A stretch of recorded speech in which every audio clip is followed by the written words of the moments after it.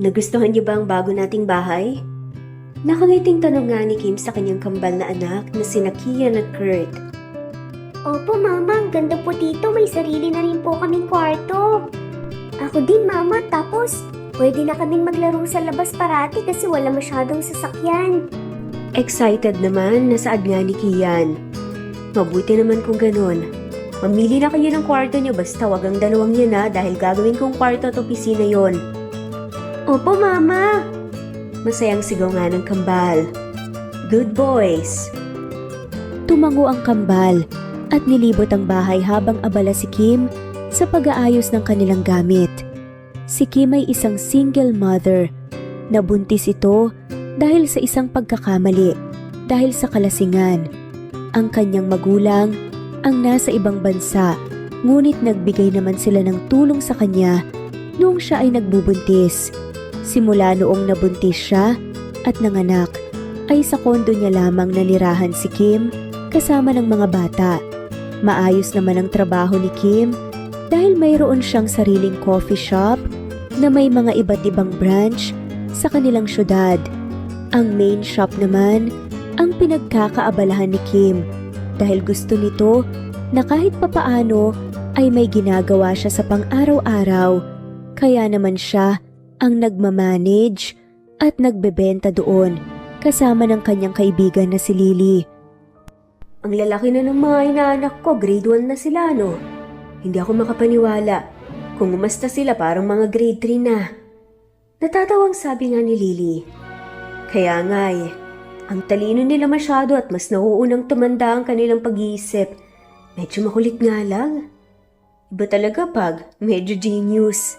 Mga lalaki tsaka panigurado sa'yo naman na. Mga bata pa lang tayo, ang dami mo ng kalokohan. Pero matalino ka talaga. Pwede rin sa tatay siguro nila namana yung katalinuhan. Nakangising pagbibiro pa nga ni Lily. Pabirong binatukan na lang ni Kim ang kaibigan at sinabing manahimik ito. Baka kasi marinig ng mga bata at isipin na dumating na ang kanilang ama. Habang lumalaki ang kambal, ay unti-unti sila nagkakaroon ng interest sa kanilang ama. Dahil hindi naman kilala ni Kim ang kanilang ama at ayaw niyang isipin ng mga bata na ayaw ng ama nila sa kanila, ay sinabi ni Kim na maraming trabaho itong ama nila kaya hindi pa nakakauwi sa kanila. Sa mga sumunod na araw ay naging maganda at maayos ang paninirahan ni Kim kasama ang kambal sa bagong nilang lugar. Matapos ihatid ni Kim ang mga bata sa eskwelahan, ay pupunta ito sa kanyang shop para buksan ito at tumanggap ng customers hanggang sa oras na ng pagsusundo sa mga bata. Hindi naman nagtagal ay nakapag-adjust na sina Kim at ang kambal na sina Kian at Kurt sa bago nilang tirahan. Mama, ano ginagawa mo? Curious na tanong nga ni Kian. Nagtatanim ka ng halaman o gulay? Tanong naman ni Kurt. Nagtatanim lang ako ng bulaklak. Ang paborito kong bulaklak. Tumango na lang ang kambal at tinulungan siya sa pagtatanim sa kanilang maliit na garden sa harap ng bahay. Mayroon kasing malawak na space sa kanilang harapan na pwede niyang pagtaniman, kaya naman yun ang kanyang pinagkakaabalahan kapag hindi siya papasok sa trabaho. Madali naman nagsawa ang kambal, kaya naglaro na lang sila ng bola. Sa kanilang paglalaro ay aksidenteng napalakas ng sipa si Kurt ng bola na naging dahilan sa pag-ulong nito hanggang sa harapan ng bahay sa kanilang tapat. O dyan na muna kayo, ako nang bahalang kukuha. Ngumiti at nagpasalamat ang kambal sa kanilang ina. Sa paghabol naman ni Kim ng bola ay may lalaking lumabas sa bahay para magtapon ng basura. Pinulot ng lalaki iyon at hinarap si Kim na sinasabing sa kanila iyon. Salamat. Saad nga ni Kim. Bago kayo rito? Curious na tanong ni Carl ang lalaking nakatira sa bahay sa tapat nila Kim. Tumango naman si Kim at nilinis ang bola na nalagyan ng putik. Pag-angat ni Kim sa binata para magpasalamat muli at magpaalam na para makaalis ay nanlaki ang mga mata ni Kim nang nakilala niya kung sino si Carl. Kaagad, nakinabahan si Kim at tumalikod. Nagmamadali ito na para bang iwas na iwas kay Carl. Kunot noong napatingin si Carl kay Kim na biglang kumilos ng kakaiba, ngunit nagkibit balikat na lang ito at bumalik na sa kanyang bahay. Sa mga sumunod na araw ay walang ginawa si Kim kundi iwasan si Carl. Noong una ay napapansin pa ito ni Carl, ngunit nang tumagal na mas lalong naging halata ang pag-iiwas ni Kim kay Carl ay nagtaka na si Carl, kaya sinubukan niyang kausapin ito. Wala ata ang kambal mong anak na laging nakabuntot sa'yo ah. Nasa school sila. Sige, alis na ako. Kasi nagmamadali ako, pasensya na ah. Nang minsan, magsasalita pa sana si Carl nang biglang nagmadaling maglakad palayo si Kim at sumakay sa kanyang sasakyan.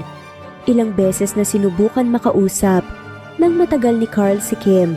Noong una, nakakausap niya pa to kahit isang salita lang ang nasasabi niya, ngunit habang tumagal ay isang tingin pa lang ni Kim sa kanya ay umiiwas na kaagad.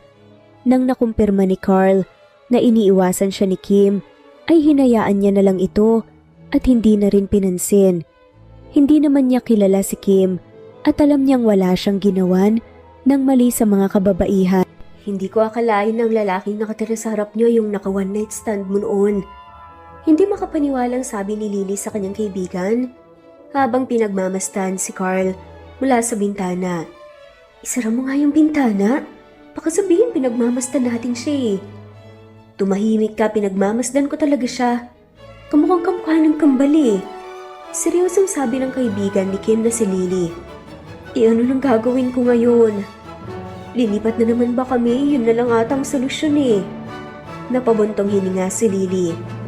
Ang tamang solusyon, sabihin mo ang totoo. Para mabigyan din ng karapatan ng mga anak mong maranasan na magkaroon ng ama na matagal na nilang hinahanap. Pagbayo ni Lily kay Kim. Pero paano kung tanggihan niya ang mga bata o di kaya kunin niya sa akin ang mga anak ko? Hindi pa nga nangyayari, ganyan na talaga ang iniisip mo kaagad. Kung kinakabahan ka talaga, bakit hindi mo muna kaibiganin, kilalanin? Malay mo may love ka din sa kanya. E di one big happy family na kayo. Natatawa at positibong sabi pa nga ni Lily. Umiling-iling na lang si Kim sa kabibigan at napasulyap din sa may bintana. Nakita niya si Carl na abala sa pagpuputol ng mga halaman sa tapat ng kanyang bahay. Pansin na pansin niya ang kagwapuhan na kung saan namanan ng kanyang mga anak. Kung titignan na mabuti ni Kim si Carl, ay makikitang kamukhang-kamukha nga niya ang mga bata. Napabuntong hininga na lang si Kim at pilit na kinalimutan na lang ang tungkol kay Carl. Wala namang balak si Carl na magkaroon pa ng ugnayan kay Kim at sa kanyang mga anak na halatang iniiwasan siya nito, ngunit isang araw ay nagtaka na lang ito dahil mayroon siyang nakikitang ulo na dumaan sa kanyang bintana sa likod ng bahay.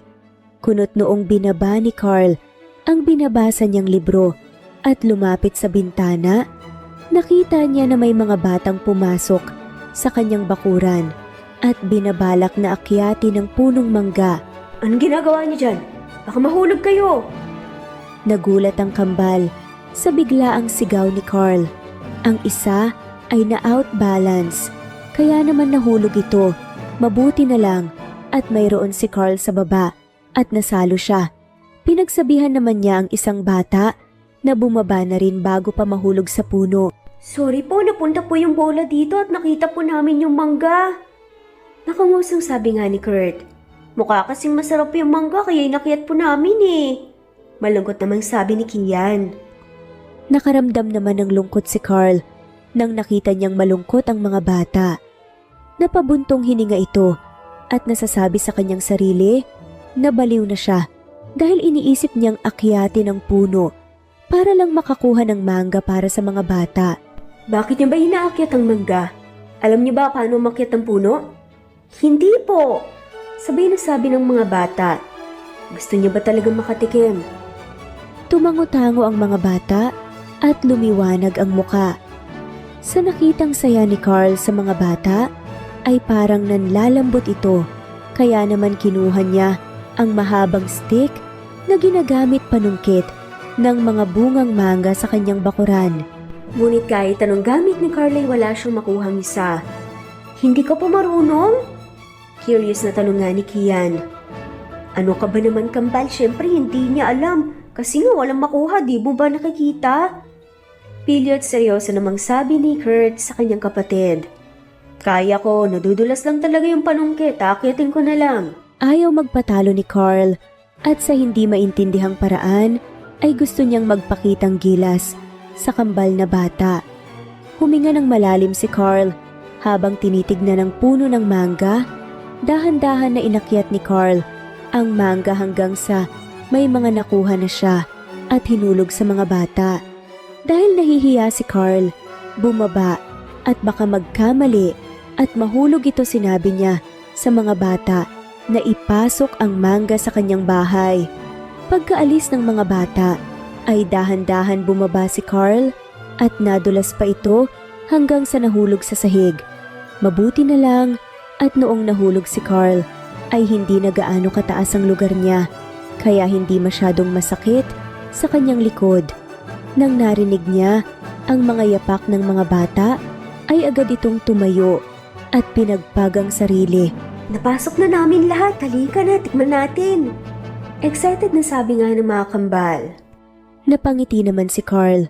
Napakaganang kanyang pakiramdam sa kambal na sa ngiti lamang ng mga bata ay nagbibigay na ito kaagad ng kakaibang saya kay Carl. Magkasamang kumain ng mangga ang mga bata. Si Carl ang kumain ng maasim habang binigay niya ang mga matatamis sa mga bata. Sobrang tuwa ni Carl nang makitang masaya ang mga bata dahil nasarapan sila sa mangga at noong nalaman niyang iyon, ang kauna-unahang natikman nila iyon. Salamat dito sa mangga, tiyak matutuwa rin si Mama. Masayang saad nga ni Kurt. Kaya nga po bukas po ulit ha. Nakangiting sigaw naman ni Kian. Huwag niyong sabihin na papakuha ulit kayo ng mangga. Hindi po, maglalaro po tayong tatlo. Excited na sabi pa nga muli ng mga bata at napaka-inosente nga nila at hindi nila kilala ang kanilang kausap. Tatanggi pa sana si Carl nang biglang tumakbo na pauwi ang mga bata. Pag-uwi naman ng mga bata ay agad silang naligo at nagpalit. Mga oras na kasi na iyon ay pauwi na ang kanilang ina at kakain na sila ng panggabihan. Mayroong tagabantay ang kambal kapag wala silang pasok at kailangan pumasok ni Kim sa trabaho. Isa itong working student na nagustuhan ng kambal at mapagkakatiwalaan ni Kim. Matapos tulungan ng taga-alaga ang kambal sa pagpalit ng damit ay dumating naman na agad si Kim. Mama! Masayang sigaw ng mga bata. Dahil dumating na nga si Kim ay aalis na ang taga-alaga kaya naman nagpaalam na nga si Kim dito. Paglingon niya sa kambal, laking gulat nga nito nang may binigay ang kambal na isang supot ng mangga. Wow, mangga! Saan niyo nakuha to? Doon po sa bahay sa tapat po, binigay po sa amin ni Tito Carl. Nakangiti at inosenteng sabi pa nga ni Kurt. Masarap po siya, Mama, pero hindi yung maasim. Pagkukwento nga ni Kian. Teka, Tito Carl? Huwag niyong sabihin na yung lalaki sa harapan natin yung tinutukoy niyo. Tumango ang kambal. Nagpasalamat si Kim sa mangga na inuwi ng kambal para sa kanya, ngunit matapos marinig ang kwento ng kambal, ay pinagbawalan niyang lumapit ang dalawa kay Carl. Nagtaka naman ang kambal ngunit tumango na lang kambal sa kanilang ina. Sa mga sumunod na araw ay hindi na nagawang masundo ni Kim ang mga bata sa eskwelahan dahil magbubukas na naman ang panibagong branch ng kanyang coffee shop. Kaya naman ang taga-alaga ang nagsusundo at nagbabantay sa kanila hanggang sa makauwi si Kim. Habang abala ang taga-alaga sa mga gawaing bahay para makakuha ng ekstrang bayad, ay tinakasan siya ng kambal para pumunta muli kay Carl. Kumatok sila sa bintana sa likod ng bahay kung asan ang bakuran ni Carl.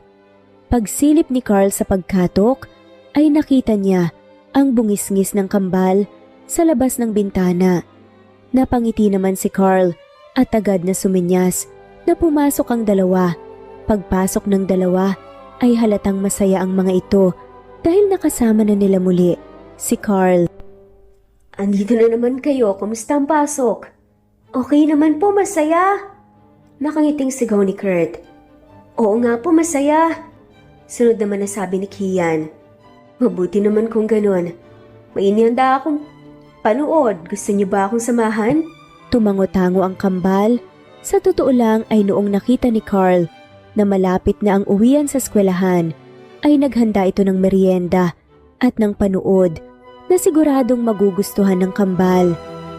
Inantay ni Carl ang pagdating ng kambal sa pagsilip-silip sa bintana sa harap ng kanyang bahay, kaya noong nakita niyang papunta na sa kanya, ang kambal ay nagkunwari itong hindi niya alam na darating sila. Naging ganun na lang ang naging setup nila Carl at ng mga bata.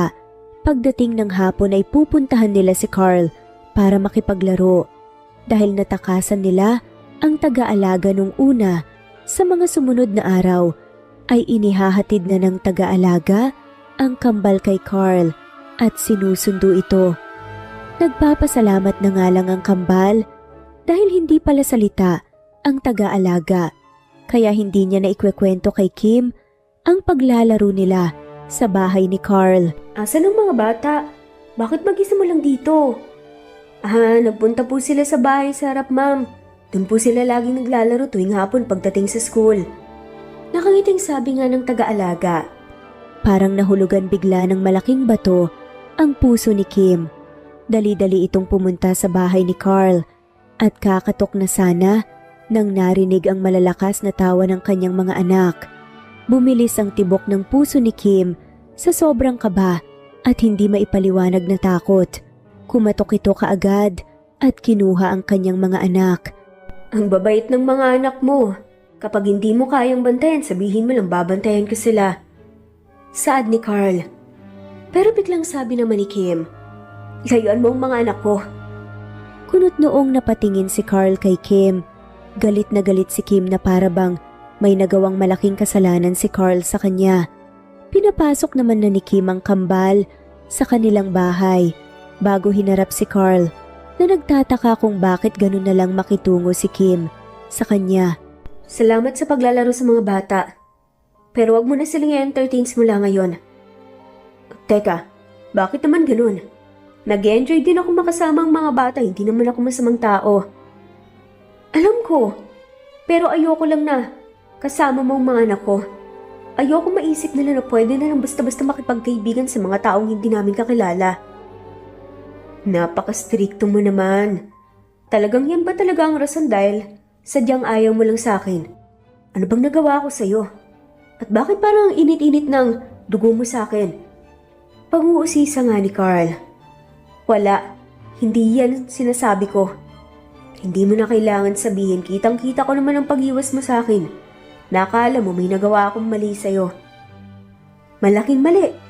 Pati pagkakaibigan ko sa mga anak mo, pinag-iisipan mo ng masama. Sige, lalayuan ko ang mga bata. Kaya pagsabihan mo na lang sila pero kapag silang mismo pupunta dito sa pamamahay ko, buong puso ko silang tatanggapin. Magsasalita na sana si Kim, ngunit nang nakita niya ang seryosong mata ni Carl at naalala ang itsura ng kanyang mga anak, nakaramdam ito ng pagsisisi. Alam niyang mali na itago niya ang katotohanan, mali rin na ipagkait sa kanyang mga anak ang pakiramdam ng pagkakaroon ng isang ama kung andyan na sa paligid ang totoong ama nila. Hindi maintindihan ni Kim kung bakit siya natatakot.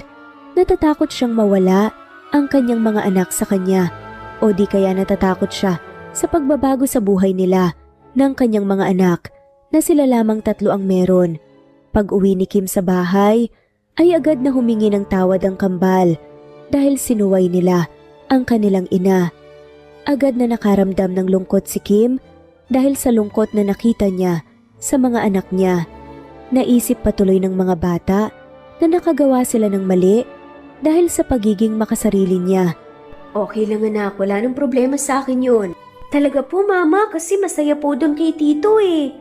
Nakangiting sabi pa nga ni Kian. Oo nga po mama, grabe ang saya namin dahil meron si tito na kalaro namin. Segunda pa nga ni Kurt. Ganun ba? Bukas maglalaro na naman ba kayo doon? Okay lang po ba, Mama? Umaasang pagtatanong naman ng kambal kay Kim. Pilit nang initian ni Kim ang kambal at sinabing ayos lang sa kanya. Ngunit sa gabing iyon ay hindi makatulog si Kim dahil sa iba't ibang nararamdaman niya sa nangyayari sa kanila. Excited na maglalaro na sana ang mga bata kinabukasan pag-uwi nila, ngunit napakalakas ng ulan. Kaya naman sinabihan na lang ni Kim ang kambal na doon na lang sila sa bahay maglaro. Nalungkot man ang mga bata, ngunit masyadong malakas ang ulan para lumabas pa sila. Kaya naman, hindi na sila nagreklamo at doon sa loob naglaro. Mga anak, may merienda akong binili kanina. Gusto niyo bang tikman? Masayang tumakbo ang kambal sa kusina. Unang-unang tumikim ay ang nahuling lumabas sa kambal na si Kian. Mahilig kasi sa pagkain si Kian, kaya kapag may mga bagong putahe na titikman nila, hinahayaan muna ni Kurt si Kian ang tumikim at inaantay nitong sabihing masarap bago kumain din. Sa pagkain ni Kian ay nasarapan siya, kaya marami siyang kinain, ngunit bigla itong nahirapan huminga. Natakot si Kurt sa pag-iba ng itsura ng kanyang kapatid at tinawag ang kanyang ina. Mama, Mama, si Kian, Mama! Umiyak na pagsisigaw nga ni Kurt. Agad na tumakbo pababa si Kim at tinignan ang nangyayari.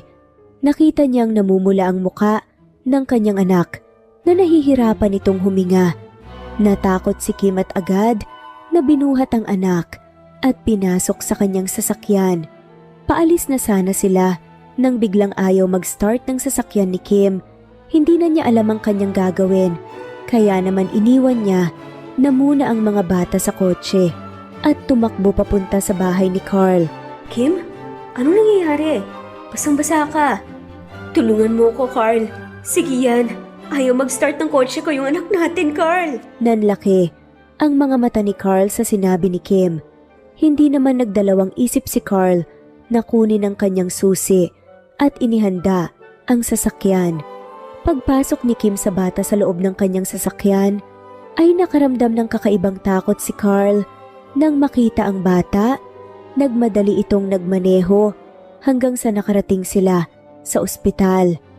Agad namang inagapan si Kian habang inaantay na matapos tignan ng bata ay hindi magawang maitanong ni Carl kung bakit nasabi ni Kim na anak nila si Kian. Ni minsan ay hindi niya maalala si Kim na nakilala niya kahit sa mga panahon na mahilig siya mag-bar. Umiling-iling na lang si Carl para matanggal ang kanyang iniisip at inisip na lang na dahil sa pagpanik ay nasabi iyon ni Kim. Sino dito ang magulang ng bata? Seryosong tanong nga ng doktor. Agad na tumayo si Kim at lumapit din si Carl sa doktor kasama ang isa pang kambal na si Kurt. Kamusta po ang anak ko? Ano pong nangyari sa kanya? Maayos na ang kalagayan ng anak niyo. Isa lang itong allergic reaction. Pwede mo bang sabihin sa akin kung ano ang huling kinain niya? Mahinahong tanong nga ng doktor. Napaisip si Kim, nalala nga niyang pangalan ng pagkain na kanyang binili. Agad na lumingin si Kim kay Carl at tinanong kung ano ang kanyang allergy. Bakit? Sagutin mo na lang. Anong huling kinain ni Kian? May mani ba? Lagi siyang kumakain ng ganun. Wala namang allergic reaction. Paniguradong bagong labas to. Allergic din ako sa mani. Kinakabahan na saad nga ni Carl. Kung ganun, naman na po sa ama. Yung allergy niya sa mani. Hindi ko po alam kung ganun din sa kambal. Ngunit sa tingin ko, dahil identical ang dalawa, malaki ang chance na pati itong bata. Ganun din. Seryosong sabi nga ng doktor. Naiwan naman si Kurt kay Carl habang kinakausap pa ni Kim ang doktor. Hindi maipasok ni Carl sa kanyang isipan ang nangyari. Kung iisipin niya ng mabuti, ay una palang laging iwas na sa kanya si Kim. Ayaw niyang napapalapit siya sa kambal at sinabi pang anak nila. Ang mga bata ngayon naman, parehas sila ng allergy ng mga bata. Kahit hindi niya natanungin, alam niyang anak niya ang kambal na bata. Hindi makapaniwala si Carl. Wala siyang maalala na Kim sa kanyang mga alaala, kaya mas lalong nahirapan si Carl na tanggapin ang pangyayari. Sabi ng doktor dito daw muna si Kian. Kailangan ko siyang bantayan kaya pwede bang sa'yo muna si Kurt? Saad nga ni Kim. Sige, uwi na muna kami, babalik na lang kami bukas. Ako namang magbabantay. Sige, wala ka bang tanong? Kinakabahan na saad nga ni Kim. Hindi na kailangan. Hayaan mo na lang muna akong huminga dahil masyadong nakakagulat tong mga naiisip ko. Tumango naman si Kim. Muli siyang kinakain ng kanyang takot dahil parating na ang oras na baka pwedeng mawala ang kanyang anak sa kanya o di kaya ay masaktan ng mga anak niya dahil sa hindi pagtanggap ni Carl. Sa mga oras na iyon, punong-puno man ng takot at kaba si Kim pero napapagod na siyang makaramdam noon kaya naman naisipan niyang hayaan na lang ang mga pwedeng mangyari dahil alam niya sa kanyang isipan na tama lang na malaman na ni Carl at kambal ang katotohanan. Pagka-uwi ni Carl kasama si Kurt ay agad niya itong pinakain dahil wala namang kwarto pang bata si Carl sa kanyang bahay ay pinatulog niya na muna ito sa kanyang kwarto. Nang nakatulog si Kurt ay pinagmamasdan lamang iyon ni Carl habang umiinom ng alak. Nang naisip niya ang kanyang kabataan ay agad niyang binuksan ang isang kahon na nakatago lamang sa kanyang kabinet. Punong-puno iyon ng litrato niya noong bata pa lang siya kasama ang kanyang pamilya. Doon nakita niya ang itsura niya noong bata kung saan kamukhang kamuka ng kambal ngayon. Naisip pa ni Carl na magpa-DNA ngunit kitang-kita naman niya na sa kanya ang kambal. Hindi rin maintanggi ni Carl dahil nararamdaman niyang anak nga niya ang kambal. Malakas ang pakiramdam niya na totoo ang kanyang nalaman. Hindi ko akalain na magkakaroon ako ng anak sa gantong paraan. Malungkot na sabi nga ni Carl. Masaya si Carl na malaman na mayroon siyang anak, ngunit nalulungkot ito dahil sa hindi magandang simula, nagsimula ang kanyang pagiging ama. Nai-imagine kasi ni Carl noon pa na ikakasal siya tapos bubuo ng pamilya. Hindi yung hindi niya pa maalala kung paano nabuo ang kanyang anak. Napabuntong hininga na lang si Carl at tinago muli ang mga litrato. Tumabi ito sa kanyang anak at pinagmasdan hanggang sa napangiti ito. Ngayon na alam kong ako ang ama niyo, sisiguraduhin ko na makakabawi ako sa ilang taong wala ako sa tabi niyo. Pagbalik ni Carl at Kurt sa hospital kinabukasan ay nakikitang maayos na ang lagay ni Kian. Niyakap naman yun ni Carl at masayang nakipag-usap sa bata. Pati na rin si Kurt na sobrang takot sa nangyari ay naiyak sa tuwa nang nakita niyang maayos na ang kanyang kakambal. Habang masayang nag-uusap, ang kambal ay tinawag ni Carl si Kim para makausap. Kumusta si Kian? Tanong ni Carl. Okay na siya. Sinabi na rin sa akin ni Doc kung anong mga pwedeng gawin kung sakaling makakain ulit siya. Mukhang pati ang mga bata kailangan laging mayroong gamot para sa allergic nila. Makakauwi na ba siya? Tanong nga ni Carl. Oo, makakauwi na mamaya. Tumango-tango nga ang lalaki na parang nabunutan ng tinik. Mabuti naman kung ganun. Nabayaran ko na pala ang bills kaya wala ka nang dapat alalahanin pa. Salamat. Sobrang nagulat ka siguro. Hindi ko rin intensyon na sabihin sa'yo sa ganitong paraan.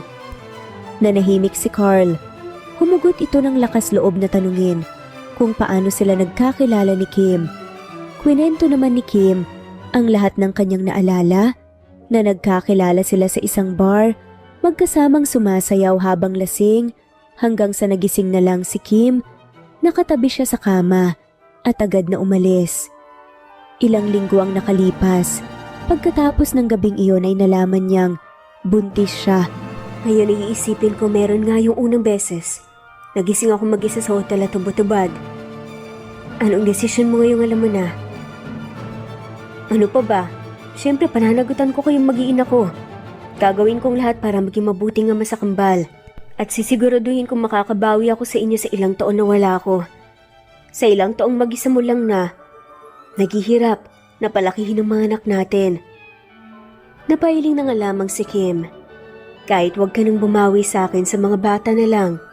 Umiling-iling si Carl at sinabing asahan na ni Kim na babawi siya pati sa kanya kahit bilang pasasalamat lang dahil pinalaki niyang maayos ang kanilang anak kahit wala siya. Parang hinahaplos ang puso ni Kim sa mga narinig niya mula kay Carl. Nakonsensya pa nga si Kim dahil masama ang kanyang naiisip kay Carl kahit na hindi niya pa ito lubos na kilala. Pero ngayon nasisiguro na ni Kim na magiging masaya ang mga bata sa kanya bilang ama ng mga ito. Pagka-uwi ng mga bata ay formal na nagpakilala si Carl sa mga bata. Nasabihan naman ito ni Kim sa kasinungalingan na kanyang sinabi sa mga bata tungkol sa kanilang ama. Bakit po hindi mo sinabi kaagad na ikaw ang papa namin? Curious na tanong nga ni Kurt. Kaya nga po, sunod naman na sabi ni Kian. Ayoko kasi na mabigla kayo. Kaya nakipagkaibigan muna ako para hindi kayo mabigla o matakot sa akin. Tuloy-tuloy ang mga katanungan ng mga bata kay Carl. Tinanong kung aalis ba ulit ito o kung marami pa siyang gagawin. Nangako naman si Carl na kahit anong mangyari ay hindi na siya mawawala sa tabi ng mga bata. Nang nasagot ni Carl ang mga katanungan ng mga bata na humihingi lamang ng assurance sa kanilang ama ay nagsiiyakan na ang kambal. Sinabi nila ang mga kinikimkim nilang damdamin, naiinggit sa kanilang mga kaklase na mayroong ama at iba pa.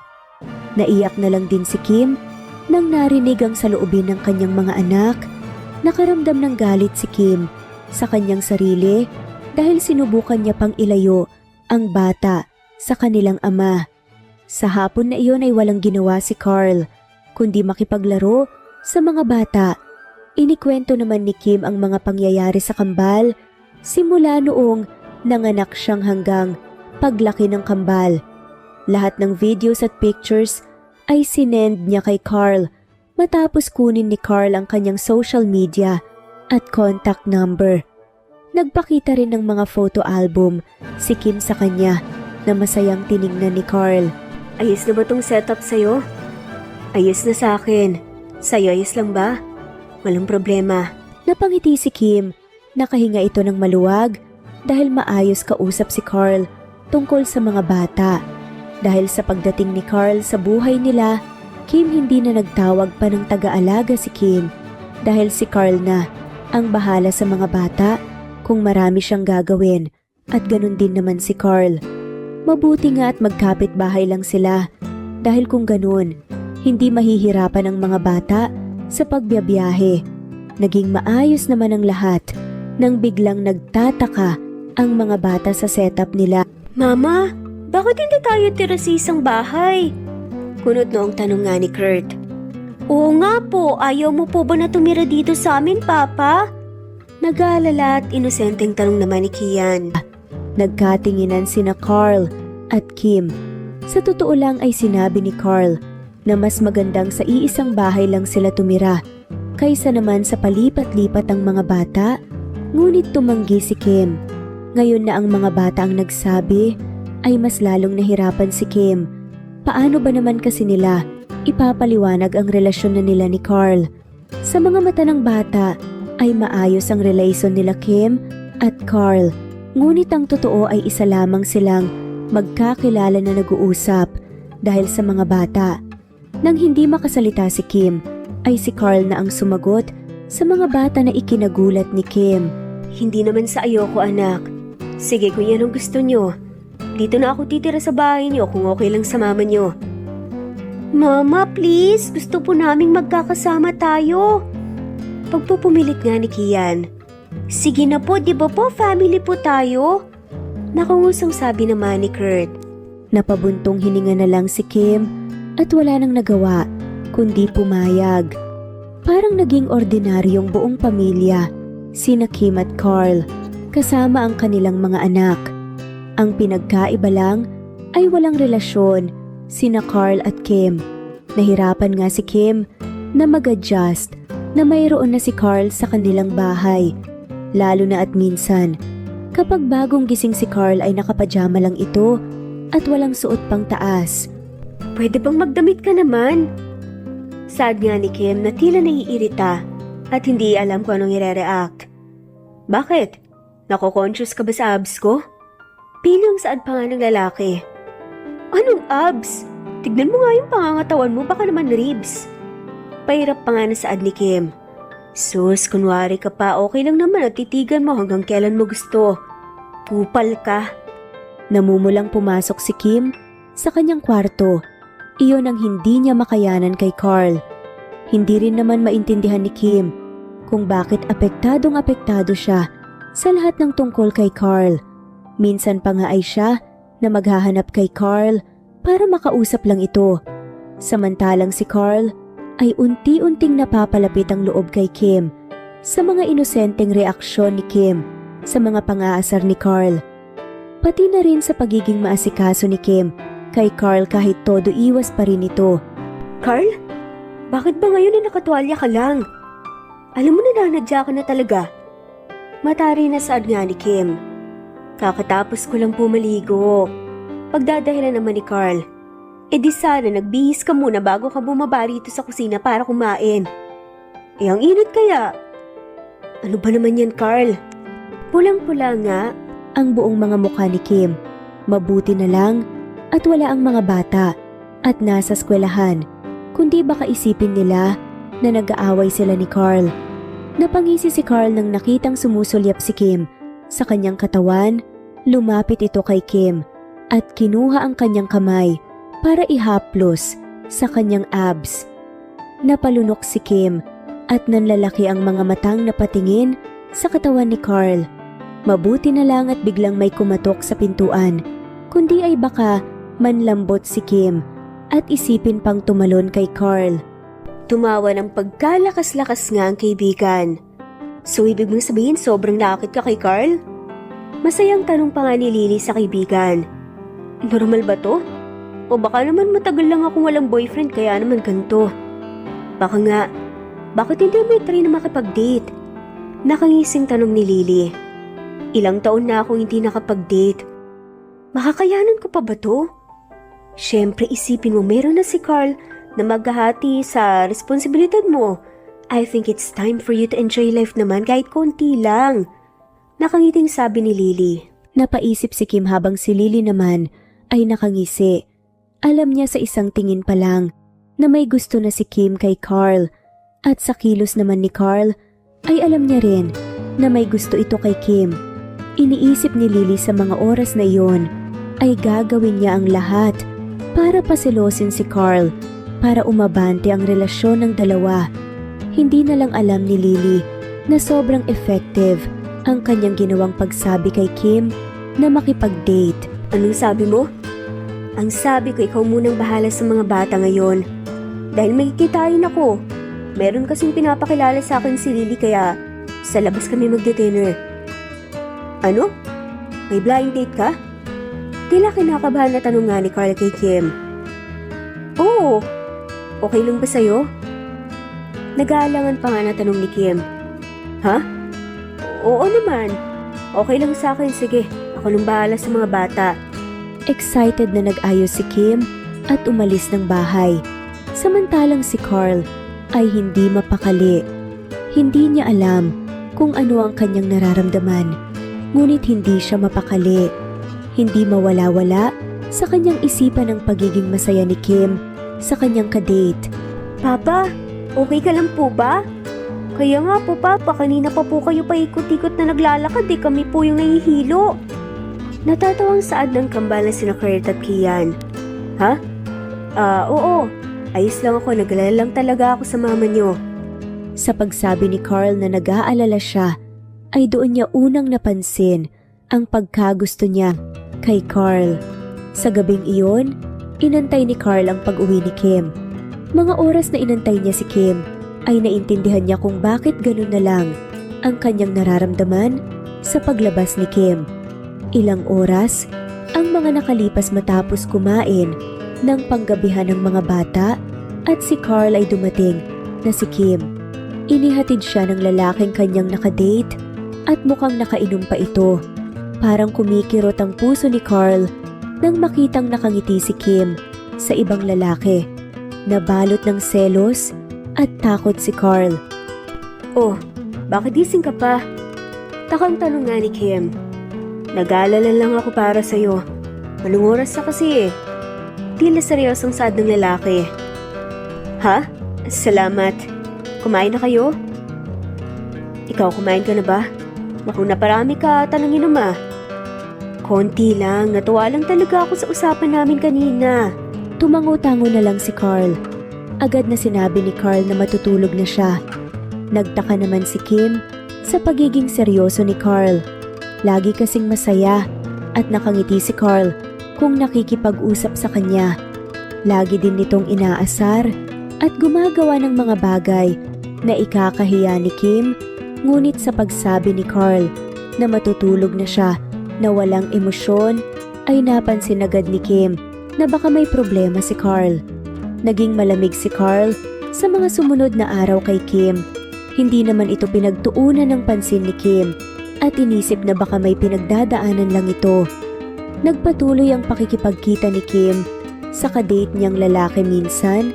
Sa isang linggo, maayos pa rin naman ang pakikitungo nila Carl at Kim sa isa't isa sa harap ng mga bata. Ngunit kapag dalawa lang sila, ay halos hindi na siya kinakausap ni Carl. Nang tumagal, ay hindi naman nakayanan ni Kim ang pagiging malamig ni Carl sa kanya. Hindi niya alam kung bakit, ngunit hindi niya nagugustuhan ang pagiging malayo ni Carl. May problema ba tayo? Bakit mo naman natanong? Aminin mo nga sa akin, Carl. Ano bang problema? Ginagawa ba ako sa'yo? Akala mo ba hindi ko mapapansin kapag may sama ng loob sa akin ang kasama ko sa bahay? Wala lang ako sa mood makipag-usap. Tsaka hindi ba dapat maging ganito tayo? Dahil may nagiging karelasyon ka na bago pa ako pagselosa ng kadate mo. Bakit naman napasok sa usapan ng kadate ko? Nanlaking mga mata ni Kim. Narealize niya kung anong ibig sabihin nun. Agad siyang lumapit kay Carl at hinila nga ang kanyang kamay para pigilan ito sa pag-alis. Bakit? Tanong nga ni Carl. Teka, nagsiselos ka ba? Tanong naman pabalik ni Kim. Ako? Hindi ako nagsiselos ha. Bakit ako magsiselos? Bakit ka nagagalit sa akin? Sabihin mo nga sa akin kung ano ba talagang problema. Nagsiselos ako, okay? Ayoko na nakikipagkita ka sa kanya o magkaroon ka ng karelasyon sa ibang lalaki. Pero alam ko na wala akong karapatan na maramdaman to dahil wala naman tayong relasyon kundi pagiging magulang ng mga bata. Hindi nagawang magsalita ni Kim. Hindi niya inaasahan na mapupunta sa ganun ang kanilang usapan. Mas lalong hindi rin inaasahan ni Kim na aaminin bigla ni Carl ang kanyang nararamdaman kay Kim. Walang nagawa si Kim sa mga oras na yon kundi pakinggan lamang ang mabilis na tibok ng kanyang puso. Sa mga sumunod na araw ay hindi na magawang makipagkita ni Kim sa kanyang kadate. Hindi niya alam kung bakit, pero sa tuwing kausap o aalis pa lang siya para makipagkita sa kanyang kadate, ay biglang papasok sa kanyang isipan si Carl. Akala ko lalabas ka. Tanong nga ni Carl. Kasama na lang ako sa inyo. Magbanding tayong lahat. Talaga, Mama? Wala kang lakad? Excited na pagtatanong nga ni Kian. Yay! Ngayon lang tayo lalabas na magkakasama. Masayang sigaw naman ni Kurt. Napangiti si Kim at niyaya na ang mga bata. Nagulat si Carl ngunit patago itong napangiti dahil sa tuwa. Buong araw na magkasama sina Kim at Carl kasama ang mga bata. Tuwang-tuwa nga ang mga bata dahil kasama nilang mamasyal ang dalawa nilang magulang na magkakasama. Hindi rin naman maitago ni Carl ang kanyang saya at bumalik ito sa pagiging makulit kay Kim. Parang hinahaplos ang puso ni Kim nang makitang nakangiti si Carl at masaya muling nakikitungo sa kanya.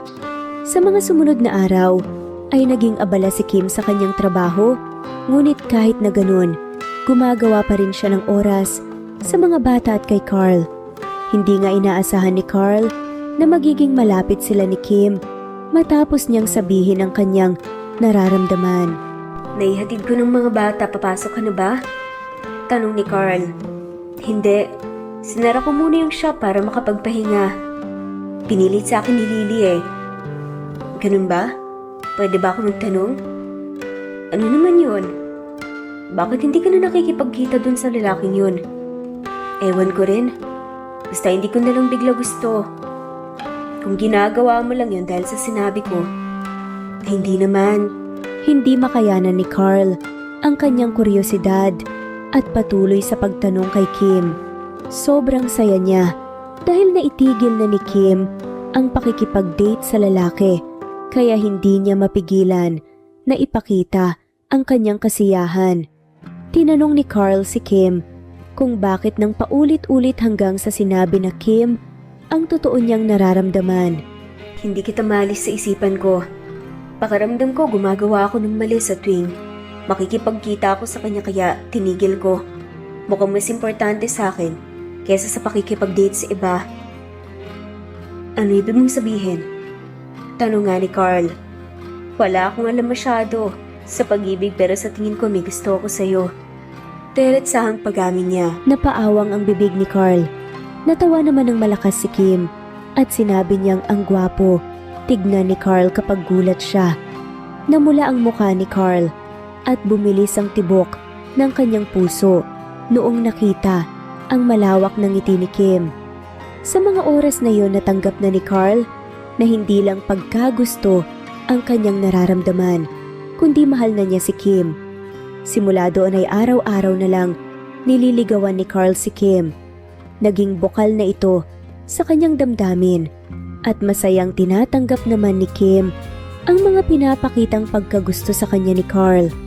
Natutuwa naman ang mga bata dahil nakikita nilang malapit ang kanilang magulang.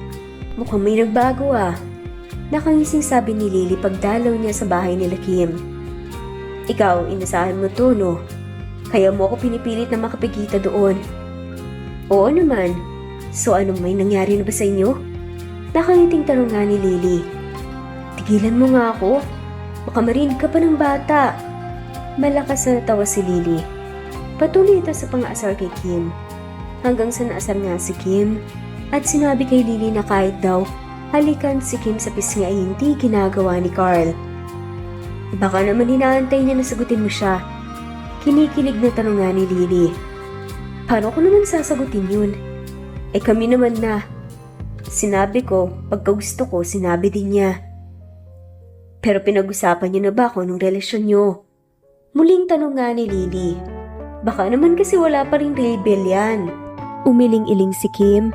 Sinabi naman ni Lily na tanungin niya si Carl o di kaya ay aminin niya nang maayos ang kanyang nararamdaman. Napaisip naman si Kim. Sinabi ni Lily na gagawa siya paraan para makausap ng maayos si Carl at siya na ang bahala sa mga bata. Carl, yung kinikwento mong DVD, asa na? Pera ko. Nakangiting sabi nga ni Lily. Nasa kabilang bahay, saglit hanapin ko doon. Samahan na kita.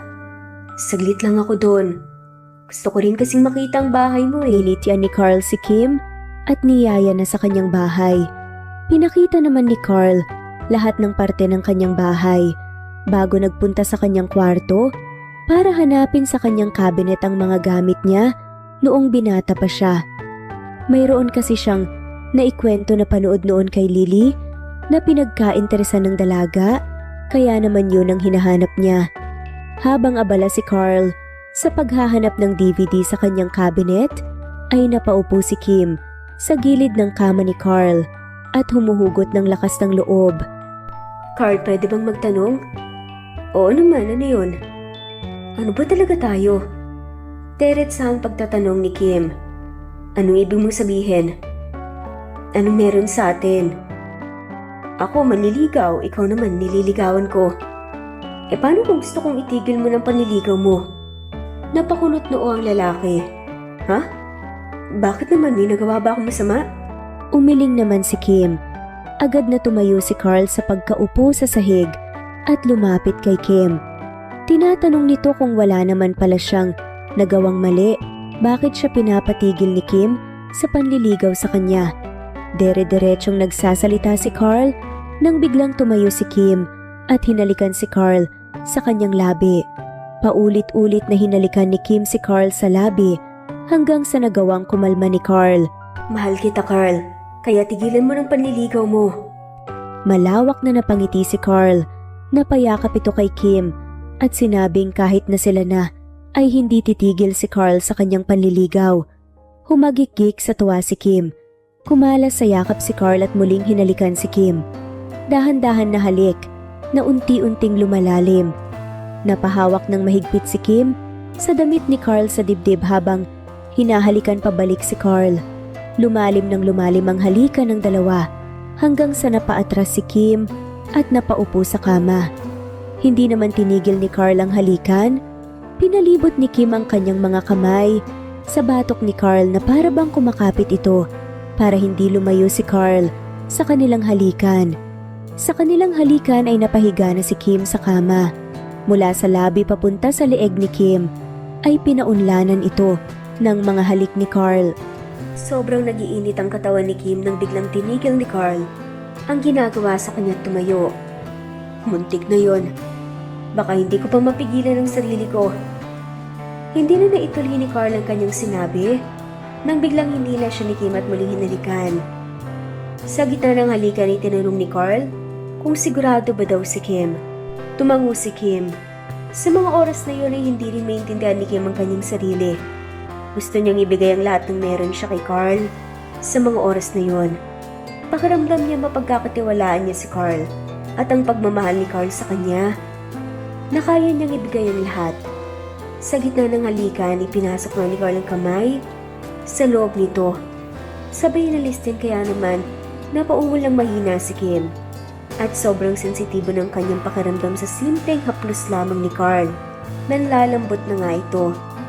Pinaulanan nga siya ng halik ni Carl sa iba't ibang parte ng katawan hanggang sa pumaibabaw na nga ito sa kanya at gumalaw.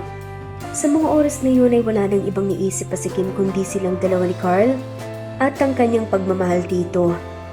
Lumapit si Kim at ginawa na rin ang kanyang parte. Kaya naman napahul nga ang lalaki. Nang hindi naman nakayanan ni Carl ay dahan-dahan nga niyang tinulak si Kim pahiga sa kama. Unti-unti nga niyang pinasok ang sarili. Sa mga oras na yun silang dalawa lamang nasa utak ng isa't isa. Malalakas nga na pagsigaw ng kanilang mga pangalan at hingal ang pumalibot sa kwarto ni Carl. Mariin at malakas. Hanggang sa tuluyan nang napagod ang katawan nilang dalawa. Good morning, lovebirds! Nakangising sabi ni Lily nang biglang pumasok sina Carl at Kim sa bahay ni Kim. Sorry na tagalan kami. May nasikaso lang. Hindi mo kailangan magpaliwanag. Alam ko na yan. Nakangiting sabi ni Lily at sabay kindat kay Kim. Namula naman ang mukha ni Kim at agad na umiwas ng tingin kay Lily. Natawa na lang si Lily at nagpatuloy sa kanyang niluluto. Matapos magsalo-salo ang lahat, ay nagpaalam na si Lily upang mauna sa shop. Inasikaso naman ni Kim at Carl ang mga bata bago inihatid ni Carl ang kanyang mag-iina. Masayang nagkwekwentuhan naman sina Lily at Kim nang biglang may pumasok na isang mayamang babae sa shop. Sa kilos pa lang nito ay mapapahanga ka sa kanyang pagiging elegante at kagandahan. Good morning po. Anong coffee ang orderin nila? Ikaw ba si Kim? Ako nga pala si Nika. Nakangiting pagpapakilala ni Nika. Ako nga. May tutulong po ba ako sa inyo? Magalang na saad naman ni Kim. Hindi nagsalita si Nika at sinabing nagpakilala lang ito sa dalaga. Matapos mag-order ni Nika, ay umalis din ito kaagad. Samantalang si Carl ay masayang nagmamaneho papunta sa kanyang opisina.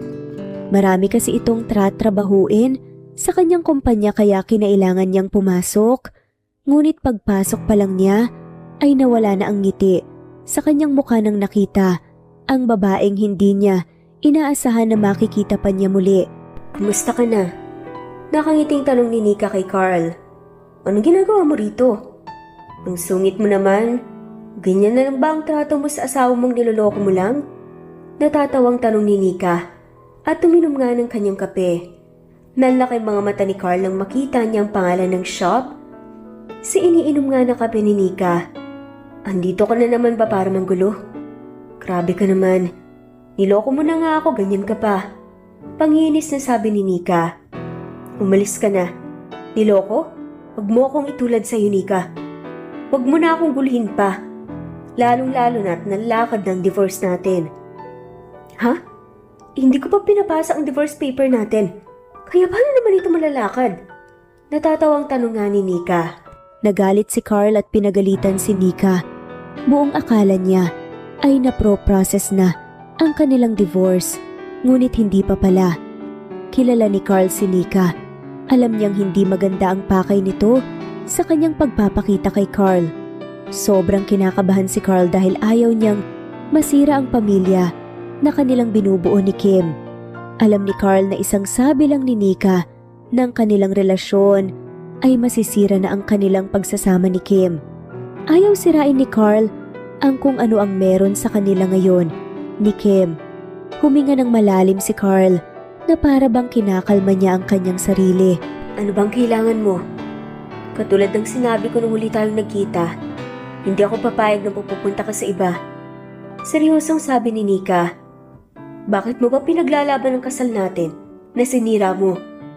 Ikinasal tayo para sa mga kumpanya ng magulang natin. Namana mo ang kumpanya ng ama mo pero ako. Anong nakuha ko?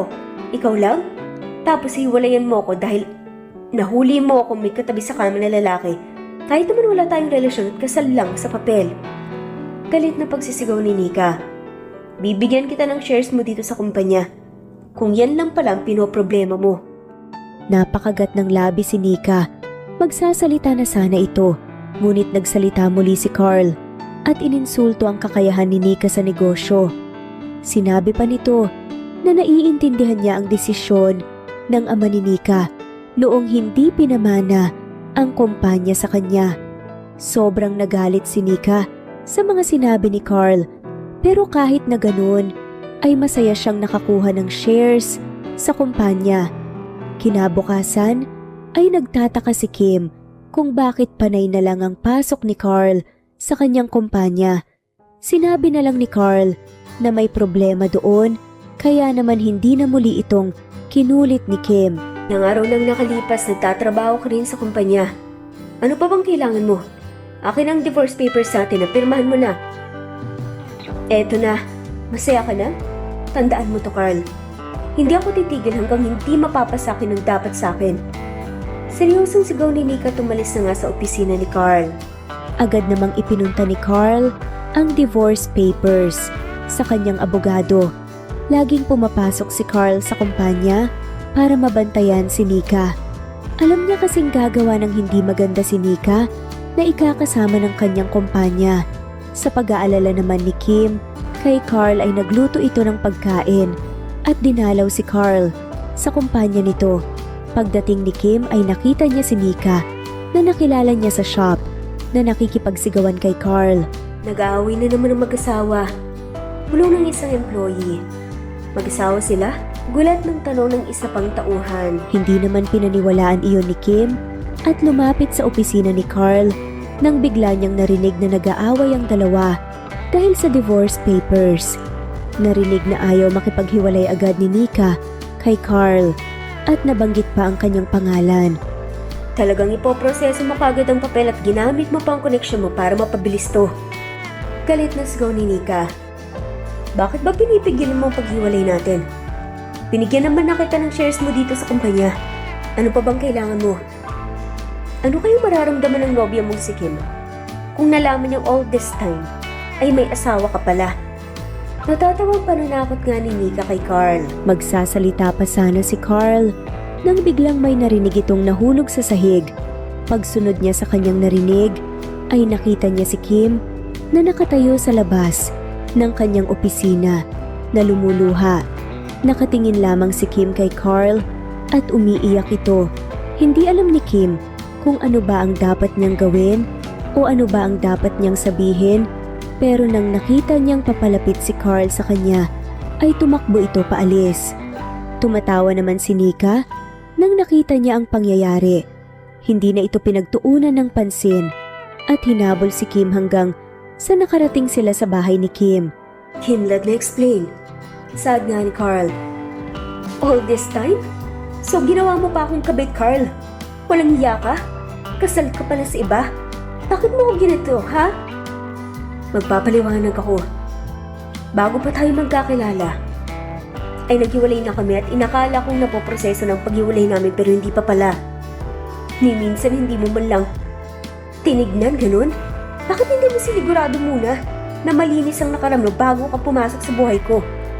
Sumbat nga ni Kim. Hindi ko naman intensyon ng lahat ng to, Kim. Maniwala ka sa akin. Wala lang si Nika sa buhay ko, kahit nung kasal pa kami. Umiling-iling si Kim. Tinalikuran niya si Carl at sinabing wag na siyang muling pumasok sa kanyang bahay. Kung gusto niyang makasama ang mga bata, ay mag-texty na lang sa kanya at papapuntahin niya ang mga ito sa kanyang bahay. Nataranta si Carl. Hindi niya gusto kung saan papunta ang kanilang usapan. Agad itong lumuhod sa harapan ni Kim at sinabi ang lahat ng tungkol kay Nika. Nagmakaawa ito ng paulit-ulit para bigyan siya ng pagkakataon. Ayaw ni Kim matawag siyang kabit. Ayaw niya rin na masama silang mag-iina sa gulo nila ni Nika, kaya naman sinabihan niya itong mag-uusap na lang muli sila kapag naayos niya na lahat ng tungkol kay Nika. Tumango naman si Carl at nagpasalamat.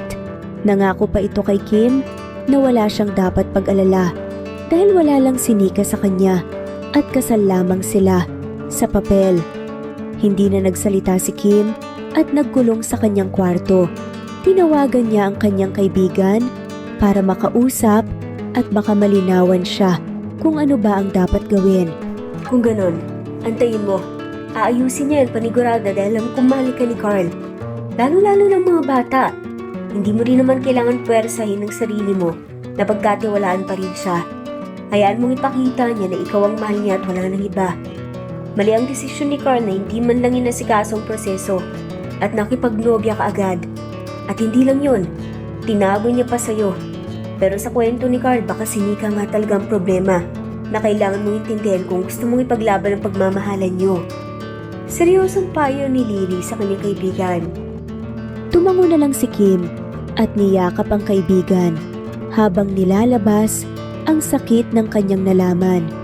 Pati ang mga bata ay nag-alala dahil nakita nilang umiiyak ang kanilang ina. Agad na inasikaso ni Carl ang proseso ng kanilang divorce ni Nika. Nang natapos ito, ay hinarap niya si Nika para malaman kung ano ba talaga ang pakay niya kung hindi pa sapat ang hiningi niyang shares ng kumpanya.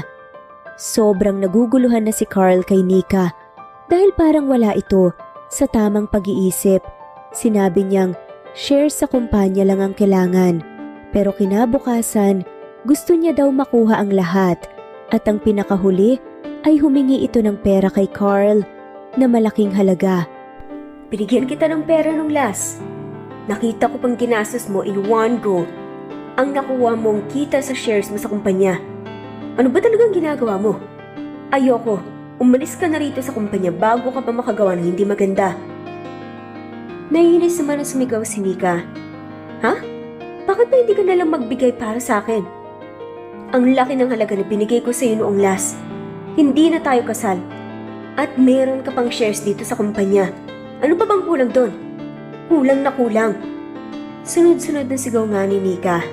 Nanlalaki ang mga mata ni Carl habang pinapanood si Nika na sumisigaw. Ang eleganteng babae ay parang wala sa tamang pag-iisip. Napasinghap na lang ng malakas si Carl nang bigla niyang naalala ang isang gabing pag-uwi niya at maraming lalaking kasama si Nika sa kanilang kwarto. Maraming mga kalat na bote ng alak at mga sigarilyo. Hindi lang iyon ay may nakita pa itong mga puting powder sa lamisahan. Teka, huwag mong sabihin gumagamit ka nito. Seryosong tanong nga ng lalaki. Nanahimik si Nika sa kanyang narinig. Agad na umayos ang itsura ni Nika at pilit na umubo. Biglang umayos kaagad ang pagsasalita at kilos ni Nika kay Carl. Ngumiti ito na parang wala lang ang nangyari at tinawanan si Carl sa sinabi niyang nakadrugs ito. Hindi naman nagdalawang isip si Carl na magtawag ng security para paalisin si Nika. Muling nagwala si Nika at sinigaw na hindi lang iyon ang huli ng kanilang pagkikita. Kinabahan si Carl, kaya naman agad niyang tinawagan si Kim kung kasama niya ang mga bata. Carl, anong problema? Bakit ganyan ang boses mo? Kasama mo ba ang mga bata? Tanong nga ni Carl. Oo, kakasunto ko lang sa school. Sinabihan na lang ni Carl si Kim na mag-iingat sila at wag na lumabas ng bahay. Hindi sigurado ni Carl na ligtas ang kanyang mag-ina. Iba talaga ang nakita niyang itsura ni Nika at hindi maalis-alis ang kaba sa kanyang puso. Nagmadali na umuwi si Carl at pag-uwi niya nakita niyang nagwawala si Nika sa harap ng kanilang bahay. Bago bumaba si Carl sa sasakyan ay nagtawag na ito ng pulis. Nika, bibigyan kita ng pera, halika. Hindi ako naniniwala sa'yo. Kailangan ko ng pera. Pagkatapos niyo akong gamitin sa kasal-kasal na yan, nakuha ang mga yaman niyo, isasantabi niyo ko? Kailangan ko ng pera. Galit na pagwawala nga ni Nika. Nakita ni Carl si Kim. Nayakap-yakap ang kanilang mga anak sa loob ng bintana. Nakahinga naman ng maluwag si Kim nang makita nga si Carl sa labas ng bahay. Ibibigay ko sa iyo lahat, sumama ka lang sa akin. Anong tingin mo sa akin? Siya nga? Natatawang tanong pa nga ni Nika habang nakangisi. Naglabas ito ng baril at tinutok sa bahay ni Kim. Agad na sumenyas si Carl sa bintana na tumaas sila ng mga bata. Dali-dali namang hinila ni Kim ang kambal pataas sa mga kwarto. Nanginginig sa takot si Kim at walang magawa kundi umiyak habang yakap-yakap ang kanyang mga anak. Sobrang natatakot ito na baka may mangyari kay Carl. Ibaba mo yan, Nika. Kung gusto mo, sa'yo na lang din. Ang kumpanya ko, wala na akong pakialam, basta ibaba mo lang yan. Kailangan ko lang ng pera. Hindi mo kasi naiintindihan eh. Pera ang dapat, pera ang buhay ko. Natatawang sigaw na parang baliw ni Nika. Naiinis si Carl sa sarili niyang katangahan. Dapat ay hindi niya pinaalis na lang sa kanyang kumpanya si Nika, kundi agad na pinunta sa presinto. Hindi naman tumagal ay narinig na ni Carl ang mga siren ng pulis. Nataranta naman si Nika kaya pinagbabaril ang bahay ni Kim. Para matigilan ay matapang na lumapit si Carl at sinubukang agawin ng baril na hawak ni Nika. Sa pagbaril ni Nika kay Carl dahil sa pag-aagawan nila ay doon naman pinaputok ng mga pulis ang kanilang baril. Napahawak na lang sa tiyan si Carl habang nagmamakaawa sa pulis na tignan ang kanyang mag-iina sa loob ng bahay kung ligtas. Ilang buwan na hindi nagising si Carl, pansamantala ay si Kim ang nagpapatakbo ng kumpanya ni Carl salamat sa tulong ng abogado ni Carl. Hindi alam ni Kim na noong naproseso ang divorce nila Carl at Nika ay siya na ang ginawang tagamana ng lahat o bahala sa lahat kapag may nangyari kay Carl. Mabuti na lang at maraming magagaling at maasahan na tauhan si Carl na hindi kailangan pumunta ni Kim masyado sa kumpanya. Tuluyan ang naipasok sa rehab naman si Nika matapos ng pangyayari. Nalaman na bago pa lang pala sila naghiwalay ni Carl ay nagdrodroga na ito. Nabaon sa utang at dahil sa adiksyon, kinailangan ni Nika ng maraming pera. Mama, hindi pa po ba gising si Papa? Naiiyak na tanong ni Kurt. Matagal na siyang natutulog, Mama. Malungkot naman na sabi ni Kian. Wala tayong magawa sa ngayon kundi pagdasal lang ang Papa niyo. Gigising din ang Papa niyo panigurado. Naging mahirap ang bumangon para kay Kim simula nang nakita niyang pinapasok si Carl sa ambulansya na punong-puno ng dugo. Gabi-gabi siyang binabalot ng takot na baka mawala si Carl sa kanya na hindi pa nila naayos ang kanilang relasyon. Isang gabi ay hindi na naman magawang makatulog ni Kim kaya naman naisipan niyang pumunta sa hospital. Ipinabantay muna ni Kim ang mga bata kay Lily para dalawin si Carl. Gumising ka naman, no. Miss na kita. Hindi ko na kaya, gumising ka na. Hindi na ako magagalit sa nangyari basta gumising ka lang. Pakiusap nga ni Kim. Humahagulgol sa pag-iiyak si Kim habang nakayuko sa kama ni Carl sa hospital.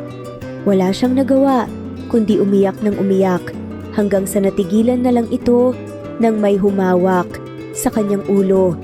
Nakita niyang nakamulat na si Carl at nakangiti sa kanya. Mas lalong napahagulgol naman si Kim, ngunit nagpunta pa rin ito sa labas para magtawag ng tulong. I'm sorry, patawarin mo ko. Saad ni Carl. Wala kang dapat ikahingi ng sorry, tama na. Tapos na yun. Ang mahalaga bumalik ka sa amin. I'm sorry. Mabuti't ligtas kayo, salamat sa Diyos. Saad pa nga ng lalaki. Humahagulgol na nakayakap si Kim kay Carl na umiiyak na rin. Ilang araw pa ang nakalipas bago tuluyang pinauwi si Carl. Nang gumaling naman si Carl, ay nakiusap ito kay Kim na lumipat sila sa ibang lugar dahil natatakot siyang baka balikan ni Nika ang lugar na iyon. Pumayag naman si Kim, kaya naman ibinenta ng dalawa ang kanilang mga bahay at bumili ng panibagong bahay. Siniguradong maayos ang seguridad ng subdivision na pinuntahan nila Carl at Kim. Kumusta ang mga bata? Nagustuhan ba nila ang bagong bahay? Masuyong tanong nga ni Carl. Oo, mas gusto daw nila to. Dahil mas maraming bata na makakalaro. May mga kaibigan na kagad sila? Namamanghang tanong nga ni Carl. Oo naman. Hindi lang yon, kambal din na lalaking kaibigan nila at kapitbahay din natin. Natatawang saad pa nga ni Kim. Nakahinga ng maluwag si Carl dahil nakikita niyang masaya ang kanyang mag-iina. Nagpasalamat ito kay Kim dahil pinagbigyan niya ito ng isa pang pagkakataon at sumang-ayon sa mga plano ni Carl na paglipat nila. Hindi lang kasi bahay ang nilipatan nila kundi pati ang mga paaralan ng kambal ay nabago rin. Bumalik ang pagiging tahimik sa buhay nila Kim at Carl kasama ang kanilang mga anak na kambal. Mas lalong lumalim ang pagmamahalan ng dalawa at mas tumibay pa ang kanilang relasyon sa araw-araw. Naging strikto si Carl sa seguridad ng kanyang pamilya, kaya naman naging kampante si Kim hanggang sa tuluyan nang nag-move on ang lahat sa trauma na iniwan ni Nika sa kanila. Isang taon nang nakalipas ay muling nabuntis si Kim at nadagdagan sila ng isang anghel na babae. Masaya nga ang kambal dahil kuya na sila, pero wala nang masasaya pa kundi si Carl dahil mayroon na siyang prinsesa. Nang lumakas na si Kim matapos manganak, ay hiningi na rin ni Carl ang kamay ni Kim at nagpakasal na ang dalawa. Hindi man naging maganda ang simula ng relasyon nila. At dito na nga po nagtatapos ang kwentong pagmamahalan ni na Carl at Kim. Maraming salamat po sa lahat na mawalang sawang sumusubaybay at shoutout po sa mga sumusunod. Kung gusto niyo pong magpa-shoutout sa ating next video, i-comment lamang po ang inyong pangalan at kung tigasan po kayo para ma-shoutout po namin kayo. Presbyteros Rose, Maria Evangelista, Eli Evangelista Anderson, Marisa de los Reyes of Saudi Arabia, Conchita Alos Rage, Ana Flor Saico, Christian Fidelino, Judith Castro, Beth Sardina, Jelly Tampos, Fatma Mansul, Senenor Zame, Flor Cabrera of Santa Rosa, Laguna, Liliana Bebe, Ostonalito Elvi Candontol, Eli, Romana Gorospe, Marilyn Sasaki of Japan, Flordet, Elizabeth, Tena, Rad TV of Hong Kong, Jean the Best of UK, Mizer Sams, Annie Hoson, Eli Bitasolo, Marilyn San Jose, Imelda Fortes of Calamba City, Violeta Irgarin of Kamsur, Flordet, Jessica Vargas, Jingjing, Rosa Franca Abelian of Cebu, Wendy Goth of Japan, Teresita Schmid, Theodora Gamit, Rebecca Tezuka of Japan, Nori, Baylin, Margie Angon, of Maragondon, Batang Ibunan, Marilugul Matico, Ledad Dapito, Geraldine Ana Victoria Lindy of Macau, Marites Nitura, Reynante Salamanya, Pasita Aliazar, Jingjing Nazareno, Dina Monge, Rosemary Vasquez, Mercy Villantes, Freda Reyes, Teresita Loida Gabas, Christian Fidelino, Ellie, Wilma Dargantes, Teresita de los Santos, Teodora Gamit, Rosemary, Romana, Leonisa, Kidim, Jean Deves, Eddie Codillian of Winnipeg, Canada, Flor, Ellie, Emily, Elila, Merlin, Leonisa Azotes, M. Season Vlog, Princess Rocker, Emma Gura,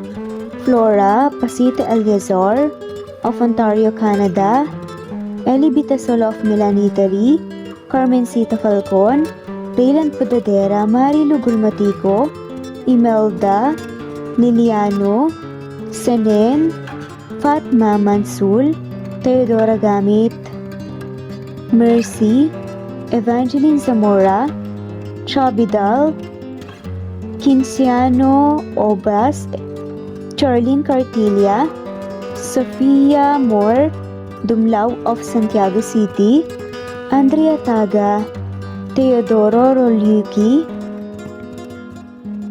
Ligaya Calvo, Maria Teresa Rosendo Corpin, Ida Rojas, Stephanie Arroyo, Kidim, Bonifacio Quinzon, D. Naitan, Canada, Erlenda Heronda of Matanao, Davao del Sur, Leonila Pereira of Concepcion, Cavite, Elsa Opiane, Presbiteros, Fenavares, Ederlina Albiso, Lorna Ayman, Rosemary Vasquez, Leonisa Azotes, Irish de la Peña, Marilyn San Jose, Eli Bitasolo, Senen, Catherine Lacinario, Ronilio, Marisa de los Reyes, Eddie Codillian of Canada, Jean Debes of UK, Teresita, Rebecca Tezuka of Kawasaki, Flora Fesparung of Batangas City, Ruby Corazon Riera, Elvi Candontol, Naitan, Canada, Wilma Dargantes, Annie Hoson, Romana, Flor, Teodora Gamit, Nizer Sams, Emily Borak, Evangeline, Yana Binyon, Kimberly Ann Kempis, Teodora Gamit, Merlilyn Carmen Calunod, Christy Cabrera, Edrelina Gatyoan, Nori, Teresita Schmid, Liliano Bebe, Rosalinda, Isidro, Leonora Pandakila, Mary Jean Malunes, Maria Anita Saltarin, Marlene Bosico, Pasita Eliazar, Celia Harabejo, Lovely Angel, Maria Elena Barosa, Chari Patata, Susan, Melinda Gelit, Gloria Lucas of Poblacion Norte, Licab, Nueva Ecija, Francis Pilapil from Binganonan, Rizal, Ruby Corazon, Chabidal, Mary Joy Sabaresa, Lebuna Arnel, Angie, Reder, Kinciano Ebas, Lucia Baldo, Ara Adhani, Yamasuka, Evangeline Bautista, Mary Joy, Rodrigo Valerio of Balanga City, Bataan, Rosal, Rosalie, Ana Flor Saico, Carlo Gayorgor, Jelly Tampos, Rosemary Vasquez Presbiteros Rose, Eli Evangelista Anderson, Fe Navares, Ostonalito Catherine, Ara Adhani, Jean Debes of UK, Lily Sales, Rose Mebocadon of Saudi Arabia, Ellie Liliano Bebe of Italy, Lily Loida Gabas, Ellen Cervantes of Malolo City, Bulacan, Evangeline Zamora, Jennifer Odias of Claveria, Miss Oriental, Nori, Annalyn Divina Gracia, Merlilyn Linley Nora Balias of Siargao Island, Meding, Elvi Candontol, Wilma Dargantes, Helen Murillo, Ara Adhani, Carmencita Falcon, Ederlina Albiso, Florence De Leon, Rebecca Tezuka, Annie Hoson, Matea Ejes, Nancy Navarra, Teresita Schmid, Mercedita San Jose of Antipolo City, Princess Rocker, Marilu Bulmatico, Ana Victoria, Imelda Fortes of Calamba City,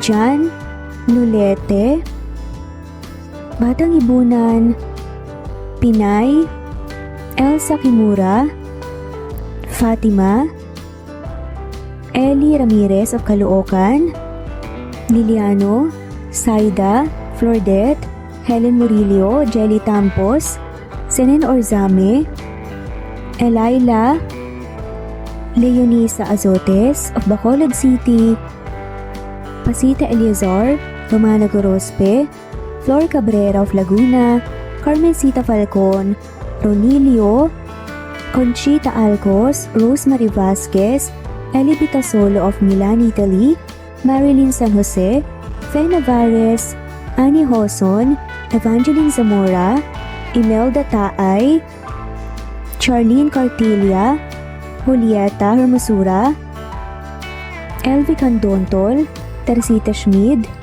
Marilyn Sasaki, Christina, Jessica Vargas, Christian Fidelino, Marie Cristal Hilario, Elsa Opiane, Princess Rocker of Riyadh, KSA, Marisa de los Reyes, Merlilyn, Juliet Panlilio, Daisy Blaza, Susan of France, Mercy Villantes, Renalyn Obenza, Wilma Dargantes, Not Green Fox, Carmelita Mendoza, Marilyn Babula, Berry, Liliano Bebe, Presbyteros Rose, Medal Talon, Jane, Lani Pardillo, Marlene Kayanan, Dionisa Azotes, D. Marie Ramos, Araceli Lilio Saria, Miras Channel, Raquel Epe, Gina Tutor, Jane Hartley, Sunshine Sotalbo, Maricel Cabigon, Merlin Baroza, Gina Marayo, Merlin Rodel Obejero, Hans, Cecilia Comoda, Tahan Vlog, Merlin, Kuya Atok, Maria Merly Brogada, Marilu Cabantak, Filipina, Eileen, Mercedita San Jose, Lovina Galang, Lilian, Teresita de Jesus, Monina Aviles, Yula Pedrona, Romana Gorospe, Rosemary Vasquez, Marley Lazaraga, Leonisa Azotes, Jocelyn Tancinco, Estelita Mahia, Ding Lege, Marisa de los Reyes Arroyo, Leia Paul Vinar, Steve the Music, Rain, Presbyteros Rose, Pastonalito, Alex Saani, Matea Estrera, Agustina, Onaba Cogin, Jessica Vargas, Celine, Merlilyn Baroza, Annie Hoson, Elimana Lili, Mercy Villantes, Eli Evangelista Anderson, Eli Bitasolo of Italy, Ann Mariano, Fredelisa de Guzman, Carmencita Falcon, Merlin Bravo, Cecilia Ramos, Evangeline Zamora, Edralina Gatchoan, Marites Nitura, Agustina Niceto, Marian, Ann Aliflor, Lily Roda Barcial, Alma Ebdao, Minda Tandok, Flores, Melinda Sano, Thelma Mora, Juliet Panlilio, Edna, LV, Delia, Fenavares, Sally Lariano, London Villas, Danica Selga, Lani Pardillo, Teresita Schmid, Charlie, Nora Bell Evans, Roger, Lloyd Dasalon, Bella, Nelly Ortiz, Mary Rose Carillo Jesusa, Enday Samante, Enday Lebra, Yolanda Tejida, Honey Villasenor, Tessie, Marichan, Ann Mariano, Wilma Guzman, Gabrielio, Liu, Maria Rica Natividad, Melanie Juan, Anita Hernando, Teresita Arevalo, Raquel Magno, Carmencita Falcon, Flordet, Nat Green Fax, Luz Templo Nuevo, Teresita Schmid, Flor Cabrera, Virginia Salazar, Luz Templo Nuevo, Leia, Madeline Tagle, Wilma Villafuerte, Isaac Ablon, Menchita de Belen, Federico, Mercy Edrosolo, Fe, Adam Samachas, Quinshano Ebas, Eli Ramirez Elizabeth Kilas, Harem Ruhi, Julius Edna Romero, Charlie Angelina Samia, Emma Gadiano, Rosemary Vasquez, Lisa, Estelita Mahia, Elvi Candontol, Corazon Danke of University of Eastern Philippines University, Teresita, Neil Bacolor, Evangeline Zamora, Charlie Jane Clemente, Susan Upaga, Susan Rodrigo, Fred Deliza de Guzman, Juby Hernandez, Helen Murillo, Edarlina Fahil, Rosie, Juliet Kaday, Kuya Atok, Betty Losnong, Crescent, Susana, Tessie Rumbawa, Lovina Galang, Aida Jurado, Emily Kinlog, Mirna Hamero, Liz Berito, Gabrielio, One Spotify, Imelda Fortes of Columbus City, Larry Malapaya, Dance, Remy's Life Official, Ellie Evangelist Anderson, Nathan Canada, Lisa, Ellie Evangelista Anderson, Rosemary Vasquez, Charlene Cartilia, Nat Green Fax, Wilma Oliveros, Jennifer from Singapore, Ederlina Albiso, Lloyd Dagabas, Rad TV of Hong Kong, Presbyteros Rose Ostanalito, Ellie Evangelista Anderson, Jalen Barobaro, Jose, Francis Pilapil, Nat, Carmen Kalunod, Maril Gulmatico, Connie, Evangeline Zamora, Imelda Fortes of Calamba City, Grace Carion, Anisha, Pasite Aliazar, Juliet Kaday, Nanita Dagoldol, Nathan Canada, Corazon Salvacion, J. De La Cruz, Fatma Mansul, Nori, Ronilio, Senen Orzame, Helen Murillo, Emerald Peniro, Marilyn San Jose, Christian Fidelino, Alice Garlet, Batang Ibunan, Lucia Baldo, Gloria Lucas of Licab Nueva Ecija, Nat, Kamin Danao, Rebecca Tezuka of Kawasaki, Japan, Elvi Candontol, Annie Hoson, Marie Cristal Hilario, Lloyd Danankil, Merlilin, Fenavares, Jelly Tampos, Chubby Doll, Charlene Naton of Bog City, Cebu, Ana Victorina, Ann Mariano, Teresita Schmid, Liliano Bebe of Rome, Italy, Marisa de los Reyes Arroyo, Eli Bitasolo, Kidim Tez, Kinshano Ebas, Maria Elena Barosa, Nora Bell Sevan, Nathan, Lily of Macau, Carmencita Falcon, Geraldine De Jesus, Annalyn Divina Gracia, Adorias, Aradhani, Vilma Lukban, Remedios Salmantil,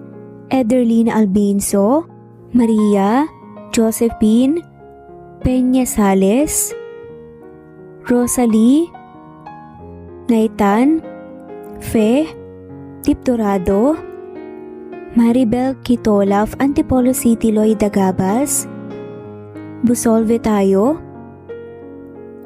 Marilu Abad, Epifania de Ocares, Zenaida Hamo, Marie Cristal, Tess Batatas, Jay, Lynn, Juliet, Lilia, Teresita, Rosemary, Evangeline, Ronil, Rebecca, Rosalie Datu, Eliza Fronda of Marlene Basico, Flordette, Nancy Hupia, Batang Ibunan, Eli Bitasolo of Milan, Italy, Dionila Pereira of Naik Cavite, Jessica Vargas, Shuktong, Flor, Teodora Santos, Mercedita San Jose of Antipolo, Marilyn San Jose, Emily Borac, Jers Jenna Lipio, Virginia Malasan,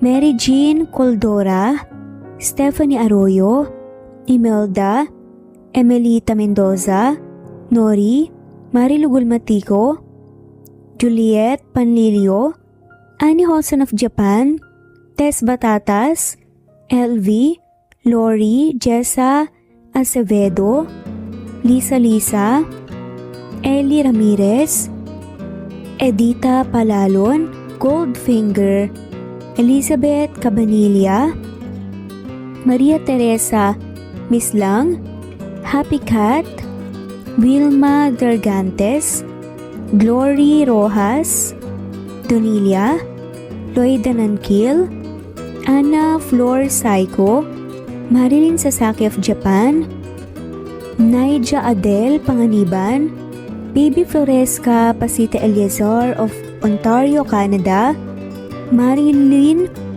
Sasaki, Ederlina Albiso, Virginia Malasan, Felicita, Nenita Gomez, Anything Goes, Josie Lanusa, Rinante Salamania, France, Techi Pacardo of France, Joel Capili, Rinante Salamania, Girly Bandia, Josie Lanusa, Angelina Barbado of Santa Maria, Bulacan, Wendy Got of Japan, Fe Ramirez and Mariano Alfonsa Atienza, Mercy Villantes, Daniel Gucor, Techi Pacardo, at shoutout na rin po sa lahat ng mawalang sawang sumusubaybay.